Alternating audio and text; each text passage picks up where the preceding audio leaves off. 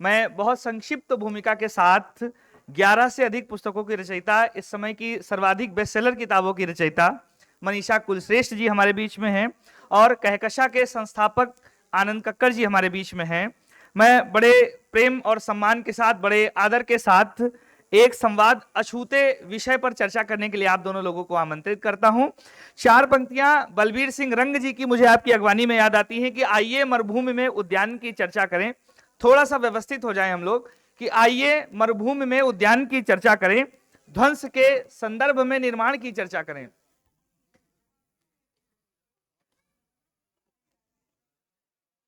आइए मरुभूमि में उद्यान की चर्चा करें, ध्वंस के संदर्भ में निर्माण की चर्चा करें, निर्झरों नदियों तड़ागों की प्रगति को साधुवाद, सिंधु में उठते हुए तूफान की चर्चा करें। एक बार जोरदार तालियां बजा करके हम अपने बीच में स्वागत करते हैं मनीषा कुलश्रेष्ठ जी और आनंद कक्कड़ जी। हेलो। सभागार में उपस्थित सभी सज्जनों को मेरा प्यार भरा नमस्कार। और आज इतनी बड़ी संख्या में आपको इस वक्त इस बेला में देखकर बहुत ही खुशी हो रही है। आईआईटी में मैं आता रहा हूं और ये मेरा सौभाग्य है कि मुझे कुछ गुणीजन, कुछ प्रसिद्ध साहित्यकारों से बात करने का, गुफ्तगू करने का एक मौका मिलता है। मगर मैं इन मनीषा जी से मुखातिब हूं, इससे पहले मैं आपसे मुखातिब होना चाहता हूं। और आपकी आवाज़ अगर मनीषा जी को सुनाई पड़ेगी तो मैं समझ जाऊंगा कि आप पूरी तरह से यहां मौजूद हैं। वो एक शेर है कि 100 चांद भी चमकेंगे, 100 चांद भी चमकेंगे तो क्या बात बनेगी, 100 चांद भी चमकेंगे तो क्या बात बनेगी, तुम आए हो तो इस रात की औकात बनेगी। तो आप सब आगे हैं और मनीषा जी हमारे बीच हैं। समय अभाव है, इसलिए क्या है कि नकल मारना बड़ा आसान हो जाता है काम, है ना। मैं अपने दिमाग को जोर नहीं डालूंगा, सीधे सीधे मैं मनीषा जी से मुखातिब हो रहा हूं। और एक बात मैं गारंटी करता हूं, आप एक साइंस विद्यालय के प्रांगण में हैं, ये वार्ता ना आपने कभी पहले सुनी, ये बात की गारंटी, और आपके ब्यूटीफुल माइंड्स को ये कैटलिस्ट का काम करेगी, ये भी गारंटी मैं अभी आपको पहले ही दे देता हूं। और प्रोग्राम के अंत में आप हमें बताइएगा। मनीषा जी तो चली जाएंगी फ्लाइट से, मगर मैं आपके बीच में रहूंगा। तो इसके साथ ही मैं ये कहना चाह रहा हूं कि जब मनीषा जी का चयन इस प्रोग्राम के लिए हुआ तो एक्साइटमेंट बहुत बढ़ गया, क्योंकि कुछ एक रचनाएं मैंने आपकी पढ़ी थी। मगर जब और उनसे जुड़ा, एक पाठक के रूप में मैं जुड़ रहा हूं और मैं आपको रिप्रेजेंट करने यहां बैठा हूं, तो आप बिल्कुल ये मत समझिएगा कि मैं आपसे ज्यादा जानता हूं। ये मौका मिलेगा, मैं आपकी तरफ से कुछ सवाल मनीषा जी से करूंगा, तो जिससे आपका भी कुछ एनलाइटमेंट होगा और कुछ मेरा भी एनलाइटमेंट होगा।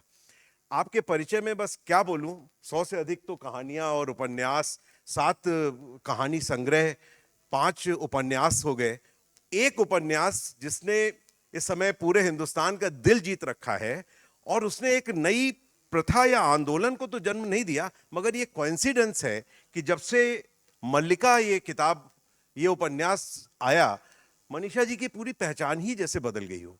मैं देख रहा था कि किस तरह नारी विमर्श से जूझती एक नई लेखिका ने शुरू के 15-20 वर्ष बिताए, मगर साइंस स्टूडेंट था, दिमाग में बहुत लोचा था कि थोड़ा फ्रीक कुछ काम किया जाए। और मैं देख रहा हूं कि किस तरह 20 साल में आपने अपनी रचनाओं में ग्रोथ दी। तो मल्लिका के आने से ये 2019 में इसका पहला प्रकरण आया। और दोस्तों, आप विश्वास नहीं करोगे कि इसी साल 2023 में मैं समझता हूं 2 रचनाएं बाजार में आई जो मतलब इस स्त्री बेस्ड या महिला बेस्ड जो अपने पात्र होते हैं, जैसे मल्लिका, उस तरह 2 रचनाएं बाजार में आई जो वाकई में मेरे लिए सरप्राइज थी।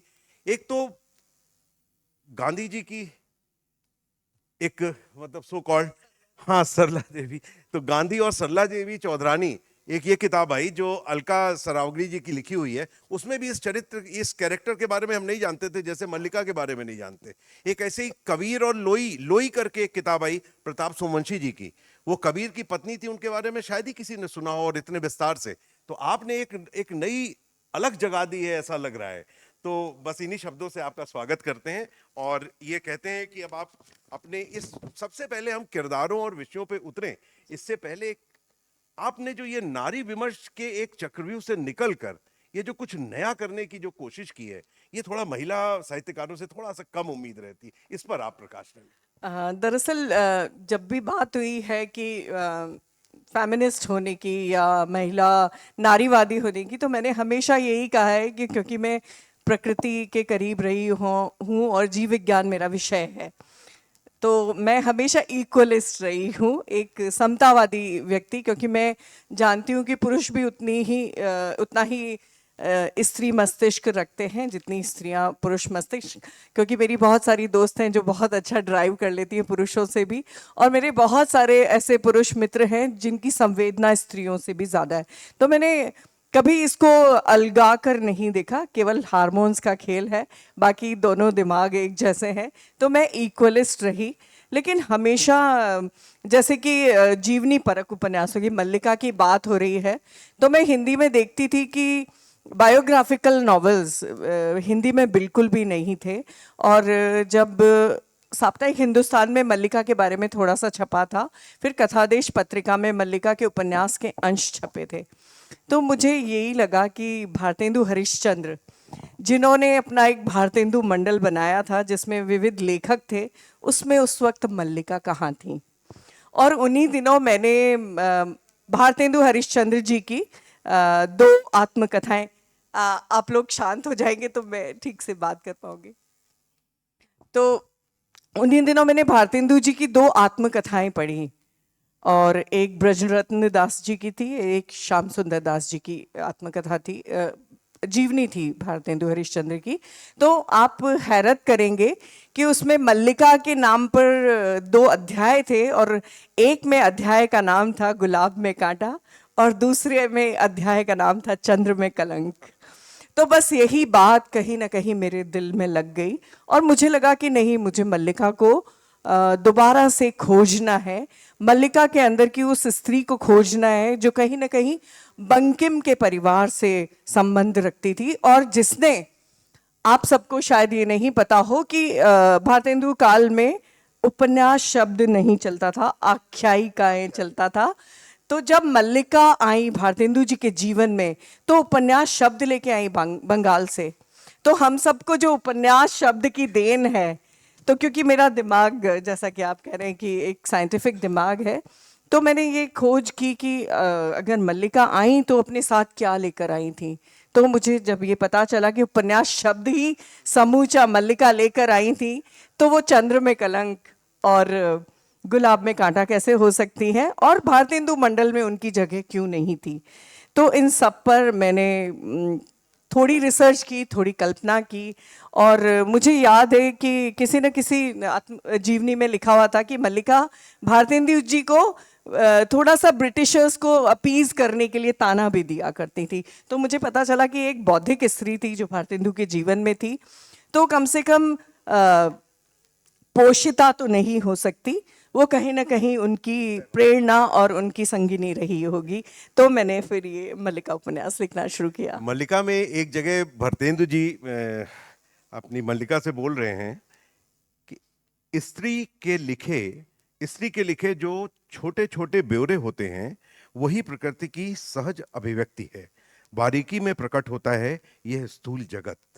ये एक बहुत बड़ा स्टेटमेंट भी है जो कहीं ना कहीं आपकी रचनाओं में बड़ा साफ दिखाई पड़ता है, क्योंकि जो प्रणय दृश्य हैं या बड़े अंतरंग सीन हैं, या जो आप उसको जब आप विवेचना करती हैं, जब आप लिखती हैं, तो हर एक वो छोटी छोटी सी बात, वो जरा सा झुमके का हिल जाना, वो जरा सा मुड़ जाना, इतने जरा जरा से जाविये आप उसमें पकड़ के लिखती हैं। तो ये स्टेटमेंट ही आपने लिख दिया जैसे लगता है आपके लिए हो। इस पे आप क्या कहेंगी? क्या दरअसल यहाँ आकर पुरुष और स्त्री लेखकों में कुछ अंतर महसूस होता है आपको? हाँ, जैसे अगर हम वैज्ञानिक तौर पे बात करें तो हम स्त्रियां दिन में अगर 1700 शब्द बोलती हैं तो पुरुष केवल 708 शब्द बोलते हैं।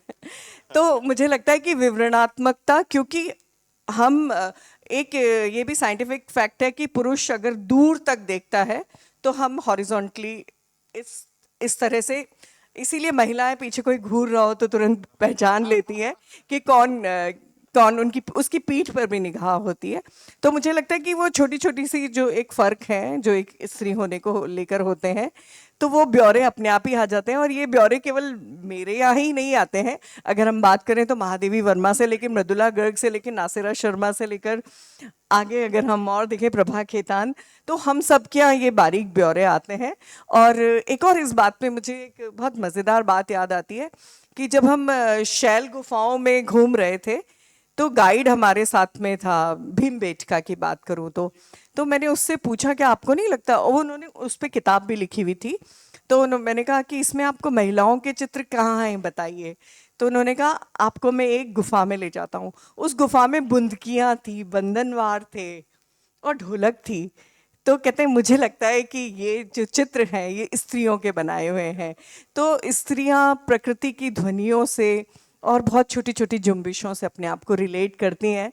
तो मैंने ये वाक्य इसी संदर्भ में लिखा क्या था। बात कही आपने। और इस बात पर एक हमारे दोस्त हैं इकबाल अशर साहब, उनका एक शेर याद आ रहा है मुझे कि तेरे किरदार को इतना तो शरफ हासिल है, तेरे किरदार को इतना तो शरफ हासिल है, तू नहीं था तो कहानी में हकीकत कम थी। अब मैं उस किरदार की तरफ आपको ले चल रहा हूं जो आपने रचा। एक स्वांग करके जो आपने कहानी लिखी, और उसमें जो एक बहरूपीय कलाकार जो स्वांग करते थे, जो इतनी बड़ी कला है जो लगभग अब विलुप्त हो गई है, और उसकी वेदना और उसकी पीड़ा उस कलाकार की, अपने गफ्फार खान साहब जो उसके किरदार हैं, उसको आपने कैसे कंसीव किया? दरअसल गफूरिया मेरे बचपन का हिस्सा रहा है।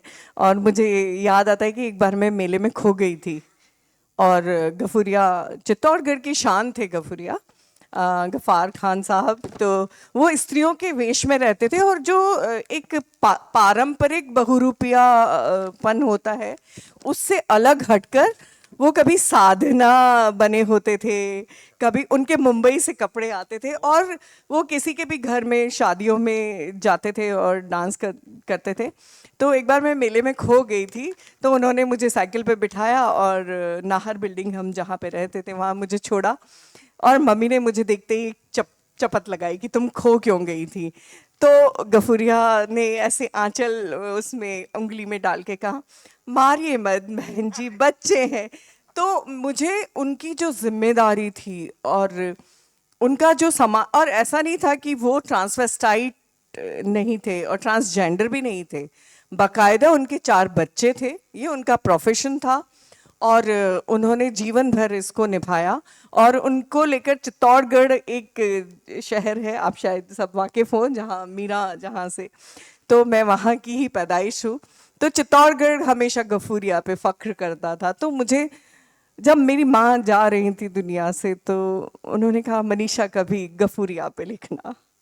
तो मुझे लगा कि मैंने वो कर्ज अपने मिट्टी का उतारा, और गफूरिया उस शहर की शान ही नहीं थे बल्कि वहाँ की सांप्रदायिक एकता के भी प्रतीक थे। तो मैंने गफ्फार खान साहब के नाम पे ये कहानी स्वांग लिखी, और इस कहानी को बहुत सराहा गया। एनएसडी में इस पे प्ले भी हुआ।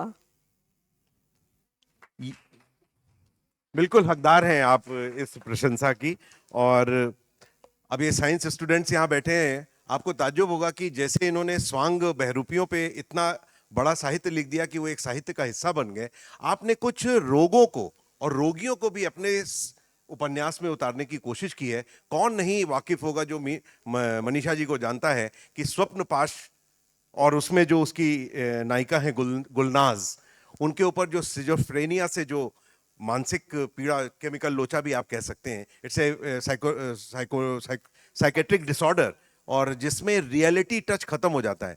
नैश के वो अगर मूवी याद हो आपको, ब्यूटीफुल माइंड्स 2001 में आई थी, उसको एकेडमी अवार्ड्स भी मिले। ये इतनी बुरी बीमारी कि वो आदमी रियलिटी से टच भी खो देता है और एक ऐसी दुनिया को अगल बगल जीता है जो किसी को दिखती ही नहीं।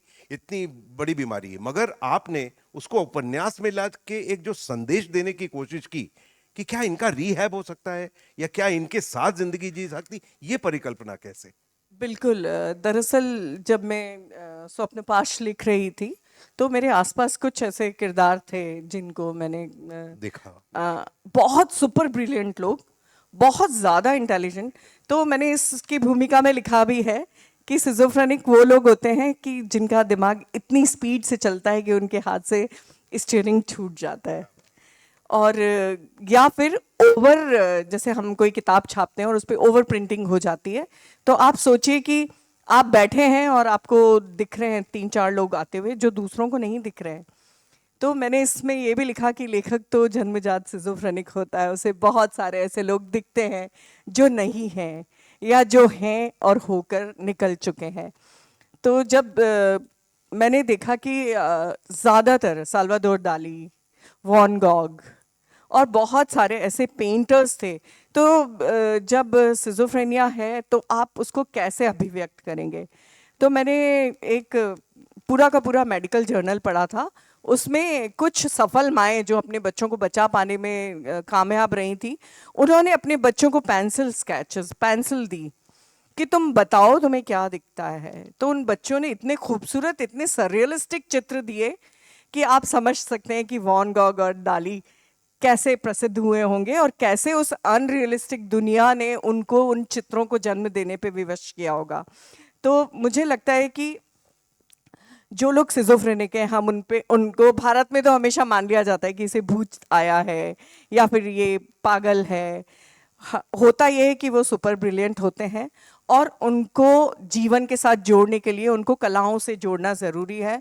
यहाँ भी मेरी गुलनाज फरीबा एक कलाकार है, लेकिन होता है ना, लेखक चाहे भी तो उपन्यास में समाधान नहीं दे पाता। मैंने बहुत कोशिश की कि मैं गुलनाज फरीबा को बचा लूँ, लेकिन मैं नहीं बचा पाई, क्योंकि वो पूरी कहानी ही इस तरह से थी। पर हमें ऐसा करना चाहिए क्योंकि ज़्यादातर सिजोफ्रेनिक्स, एक बार मैंने एक केस पढ़ा था, उसमें एक गांव का व्यक्ति सड़क पे चला जा रहा है, सामने से ट्रेन आ रही है, साले तुम चाहते हो ना हम मर जाएं, लो हम मर जाते हैं। तो वो कोई उनको कहता हुआ चल रहा है कि तुम मर जाओ, तुम थप्पड़ लगा दो, तुम यहाँ पे शोर मचा दो, तुम यहाँ लेट जाओ, यहाँ कपड़े उतार दो। ऐसे ऐसे ऐसे आपके दिमाग में 5-6 आदमी रहते हैं तो आप कैसे जीवन जी सकते हैं। उसके साथ में अभी दवाएं बहुत सारी आ गई हैं। और एक और मैं मज़ेदार और आखिरी बात बताना चाहूँगी। डॉक्टर विनय हमारे देश के बहुत बड़े साइकेट्रिस्ट हैं, तो उनसे मेरा कोई परिचय नहीं था, बस मुझे ये पता था कि वो मनोवेद पत्रिका निकालते हैं। तो जब मैंने उपन्यास पूरा लिख लिया तो मैंने उनको खोज कर भेजा कि मुझे किसी लेखक से इस पे ब्लर्ब नहीं लिखवाना, मुझे किसी बड़े साइकेट्रिस्ट और जो लेखक भी हों उनसे लिखवाना है। तो मैंने उनको भेजा और मैंने बहुत धैर्य से 1 सप्ताह इंतज़ार किया। उनका फ़ोन आया, उन्होंने मुझसे सबसे पहले पूछा, डॉक्टर हो या आर्टिस्ट?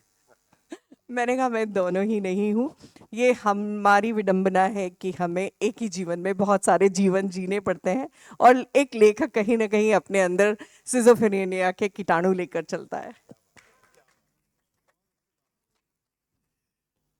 मनीषा जी के जब किरदार और विषयों पर हम जब नज़र डालते हैं तो उसमें अक्सर ये खुद भी यूज़ करती हैं कि मैं फ्रीक लेखिका हूँ या मेरे किरदार फ्रीक होते हैं, मतलब थोड़ा हटेले, लीक से हट के कुछ नयापन लिए हुए।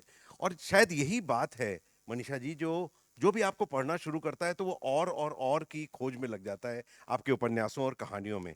एक पात्र था, ये इसका नाम था मधुरा, जो आपकी एक कहानी किरदार में है। विश्वास मानिए दोस्तों, जब मैंने पढ़ी तो मुझको 2-3 बार पढ़नी पड़ी। तो उसमें दिक्कत ये थी कि वो तो एक लाइन लिख के चली गई कि अब और नहीं, सॉरी, मैं आत्महत्या की वजह, मेरी आत्महत्या की वजह किसी को न माना जाए। ये एक स्टेटमेंट से शुरू हुआ और वो मधुरा सुसाइड कर लेती है। एक अच्छा भला परिवार, समृद्ध परिवार, अच्छा पति जिससे लगभग प्रेम करके उसने शादी की थी, और यूं एक दिन वो चली गई। मगर वो अपने अंदर जो कुंठाएं, जो उसकी अपेक्षाएं और इतना सारा उसके अंदर था, वो शायद कहीं दबा, और जिसकी वजह से वो उन्होंने ये आत्महत्या करने की ठानी।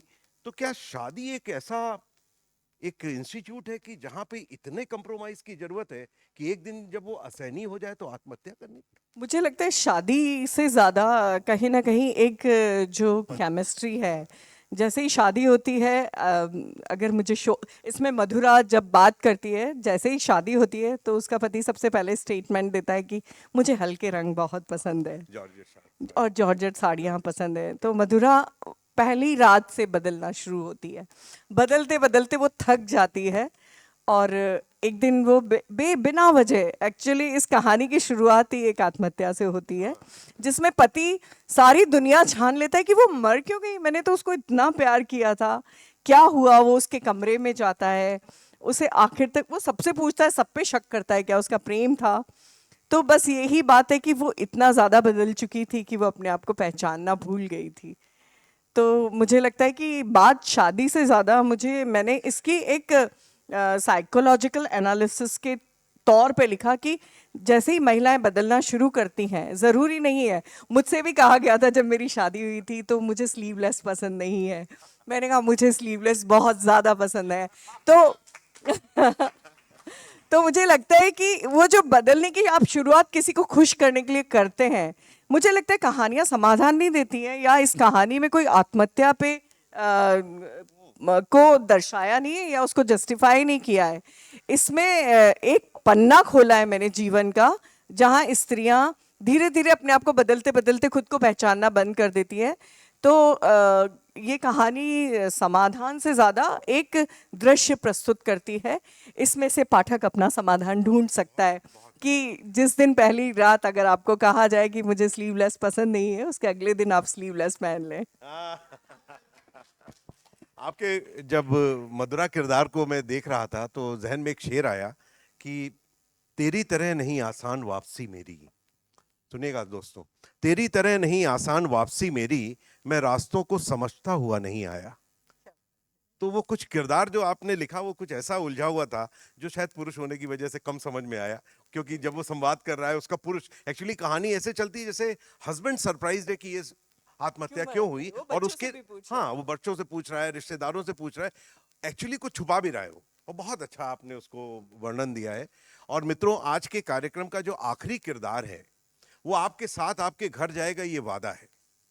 और वो कुछ इस तरह हुआ, वो किरदार जो आपने लिखा, ये मैंने पहली बार देखा कि एक रेप विक्टिम जिसकी डेथ भी हो चुकी है और जिसका नाम लीलन है, वो कैरेक्टर इतना आपको झकझोर के रखता है कि वो एक डेड बॉडी पड़ी हुई है हॉस्पिटल में, और डेड बॉडी आपसे संवाद कर रही है। मतलब आप पढ़ रहे हैं और वो आपको अपनी व्यथा सुना रही है, और उसमें एक दृश्य है जिसमें उसकी माँ आती है और अपनी बेटी को देखती है और पहचानने से इनकार कर देती है।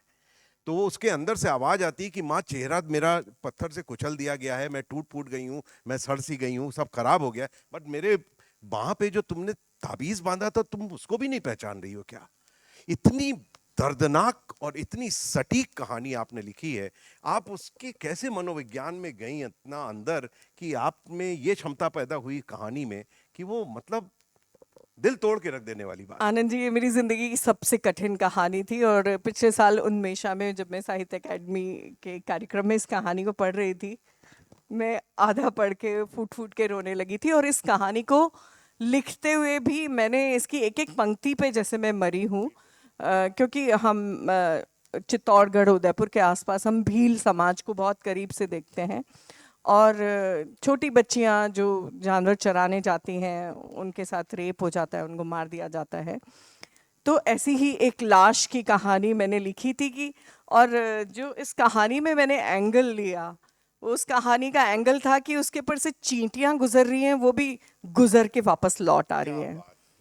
एक चील है जो लगातार उसके सिर पे चीख रही है, एक नागिन है जो उसके ऊपर चढ़ी है और बुरी तरह से फुफकार के लौटी है, भेड़ियों का एक झुंड आया है और उसको देखकर हुआ हुआ करते हुए वापस लौट गया है, और चूहे जो पोस्टमार्टम रूम है वहाँ पर चूहे उसकी आंतों से खेल रहे हैं, उसकी पलकों से खेल रहे हैं, और उसको गुदगुदी हो रही है। और एंड ऑफ द डे वो मेडिकल कॉलेज में फर्स्ट ईयर के स्टूडेंट्स के लिए टेबल पे पड़ी है, और कुछ बच्चे हैं जो उसकी नर्तकी की मुद्रा का मजाक उड़ा रहे हैं। तो ये पूरी की पूरी एक लाश अपनी कहानी कह रही है, और उसमें लास्ट में एक अस्फुट सी हंसी उसके चेहरे पे आती है। तो इस कहानी को लिखते लिखते मैं 1000 बार मरी हूँ। मुझे लगता था कि मैं कभी बलात्कार पे या मर्डर पे नहीं लिख पाऊंगी, और मतलब उसके बाद मैंने 2-3 कहानियाँ लिखी। मुझे लगता है कि अगर मैं अपनी रचना प्रक्रिया की बात करूं तो एक परिपाक, एक लेखक की मैच्योरिटी अपराधों को के लिए धीरे धीरे बढ़ती है, धीरे धीरे आती है, कि जब आप उनको बहुत बारीकी से करीब से देख सकते हैं, आप उन हत्याओं के पीछे के मनोविज्ञान को देख सकते हैं। तो मैंने उस पूरी कहानी में जिन्होंने रेप किया उनका मनोविज्ञान, इसका मनोविज्ञान, कि वो बार बार लाश पुकारती है कि मुझे पहचान लो बाबा, आपने मेरी चप्पल नहीं देखी क्या, आप इन्हें तो दिलाई थी मेले से, ये पाजेब नहीं देख रहे हो क्या, मुझे पहचान लो। और वो जो प्रेमी उसको रेप होते हुए फटफटी लेके चला गया था, वो लाश उस भीड़ में से दिखती है कि वो भी आया था। तो ये कहानी लिखना बार बार मरने जैसा था, और इसको मैंने 2 साल में पूरा किया। तो ये कहानी लिखना आसान तो नहीं था। अब आप समझे कि जिन कहानियों का हमने जिक्र किया कितने किरदार अलग थे, उनके विषय अलग थे।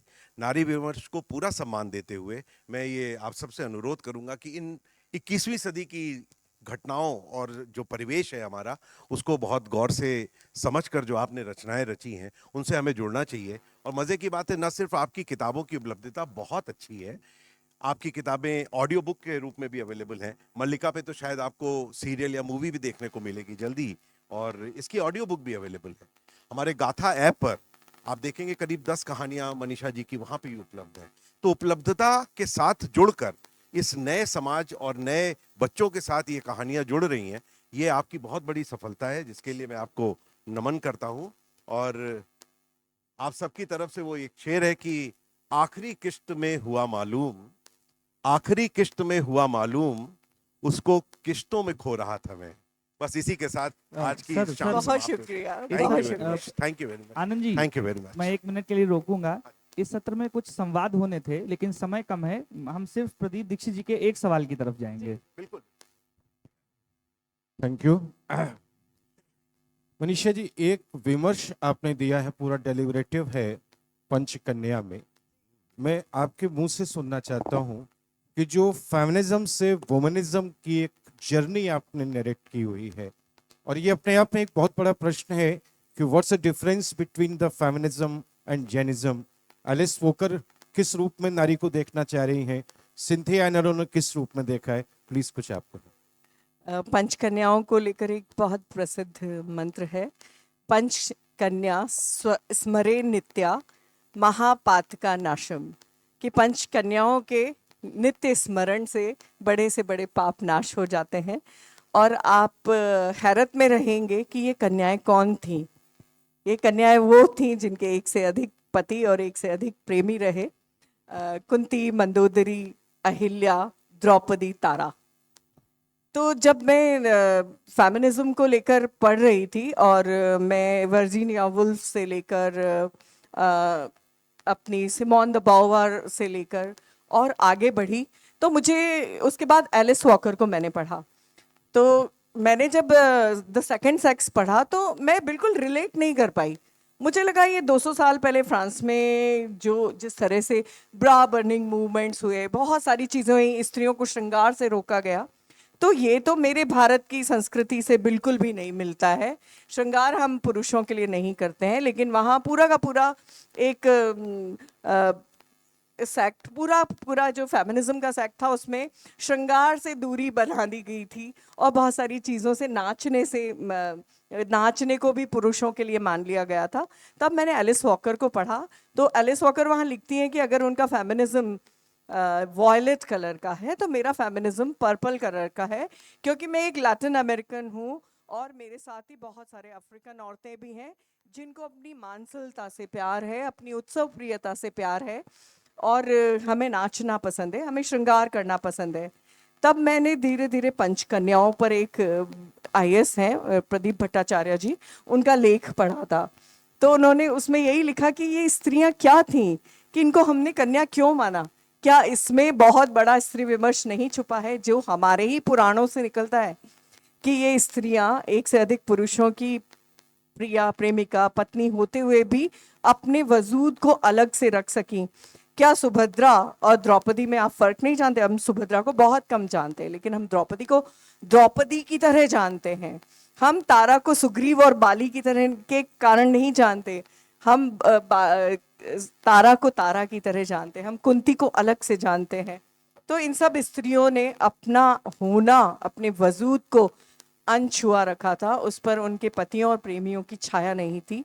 तो मैंने ये उपन्यास लिखा और बहुत ज़्यादा इसमें बात नहीं हुई क्योंकि एक जो धारा है उसको ये सूट नहीं करता था कि इसी हम में अपने मैं- पुराणों की बात मैं करें। ऐड करना चाहता हूँ, आपके लिए सुविधा होगी कि मैं देख रहा हूँ कि जो आपके बहुत सारे उपन्यास हैं, कहानियां हैं, उसमें सेक्सुअल बॉन्ड को वायलेट किया जा रहा है, यानी उसको इम्पोर्टेंस नहीं दी जा रही है। और इंडियन मैरिटल सिस्टम का ये बहुत बड़ा पार्ट है सेक्सुअल बॉन्ड। तो इसमें आप क्या किस तरह देखती हैं? मैं समझी नहीं। मतलब यौनिक स्वतंत्रता का ही पक्ष लिया जा रहा है मेरी कहानियों में आपकी कहानियों में, जैसे ये जो शाल भंजिका है, अब उसमें जो उसका हीरो है वो जिस किसी को भी मिलता है, कोई बॉन्ड नहीं रखना चाहता है, लेकिन सेक्सुअली उसमें इन्वॉल्व हो जाता है, फिर अलग हो जाता है, फिर सारी चीजें हो जाती हैं। पंचकन्या का कॉन्सेप्ट ही यही है। जी। तो मैं इस पर आपसे बात जी बिल्कुल। अगर हम अपने पुराणों में जाएं तो अगर आपने सुना होगा तो किस तरह से विदुर का जन्म हुआ, किस तरह। तो एक समय था जो हमारे पुराणों में भी विवाह के अतिरिक्त भी पुरुषों ने इस तरह के संबंध रखने चाहे थे और जिसकी विक्टिम स्त्रियां बनी। तो वो समय अब तक चला आ रहा है, लेकिन अब धीरे धीरे बदलाव आ रहा है। एक दाम्पत्य को लेकर सब लोगों के बीच में अवेयरनेस आई, लेकिन दाम्पत्य के भी अपने एक घुटन है जहाँ से स्त्रियों ने निकलना चाहा। लेकिन मैंने कभी पैरवी नहीं की अपनी किसी कहानी में कि एक्स्ट्रा मैरिटल रिलेशनशिप की, लेकिन उसके मनोविज्ञान को समझने की। और वहाँ अगर आप शालभंजिका की बात करते हैं तो वहाँ वो पुरुष है जो हर संबंध से निर्लिप्त सिर्फ स्त्री को एक अपनी नायिका की खोज में वो बहुत सारी स्त्रियों से संबंध बना रहा है। तो एक जो फिल्म मेकर है वो उसका जटिल मनोविज्ञान पे। और आप देखेंगे कि मेरी ज़्यादातर कहानियाँ किसी चीज़ की पैरवी नहीं करती हैं, वो उस जटिल मनोविज्ञान को समझने। और अगर जैसे मैं आत्महत्या पर भी कहानी लिख रही हूँ तो वो मेरा मानना नहीं है कि आत्महत्या कर लेनी चाहिए। लेखक का काम होता है कि किसी भी उलझी हुई धागे को सुलझा कर कहानी में रख दे और उसमें से लेखक अपना समाधान ढूंढ सकते हैं। अगर मैं लास्ट में अपनी आखिरी बात कहूँगी कि जब टॉल्स्टॉय आना कारेनिना लिख रहे थे तो उन्होंने आना को कोई बहुत ग्लोरीफाई नहीं करना चाहा था। उन्होंने चाहा था कि रूस की स्त्रियां अगर कोई अराजकता कर रही हैं तो अन्ना के कैरेक्टर में देख लें कि कैसे एक जगह पर जाकर आप आत्महत्या को मजबूर हो जाते हैं। लेकिन अन्ना उनके हाथ से फिसल गई। अन्ना ने अपना ग्लोरिफिकेशन, अन्ना ने अपने चरित्र को, अन्ना ने अपने होने को साबित किया। तो कई बार ये होता है कि लेखक कुछ रचना चाहता है और पात्र जो होते हैं वो अपनी छूट ले लेते हैं। तो लेखक अपनी कहानियों के जरिए कोई जस्टिफिकेशन या कोई एक किसी चीज को सिद्ध नहीं करना चाहता कि वो सही है या गलत। आपके लिटरेचर को रिफ्लेक्टिव थिंकिंग का परिणाम मानता हूँ। मेरा कोई ये नहीं आपसे कहने का कि आपने कुछ ऐसा किया है, उसमें सुनना चाहता था कि आपने कैसे सोचा है। जाकी रही भावना लेखक हेलो लेखक के लिए तो हो सकता है कि कठिन हो ये सब कहना, मगर शायरों के लिए बड़ा आसान है। साहिर साहब का एक शेर है कि जो हमको नसीहत देते हैं वो अपना जमाना देख चुके, अब हम पर जवानी आई है, हम अपना जमाना देखें। क्या बात है। आपने मेरा जवाब दे दिया। बहुत बहुत धन्यवाद आदरणीय मनीषा जी और आनंद कक्कर जी। मैं अमित तिवारी जी से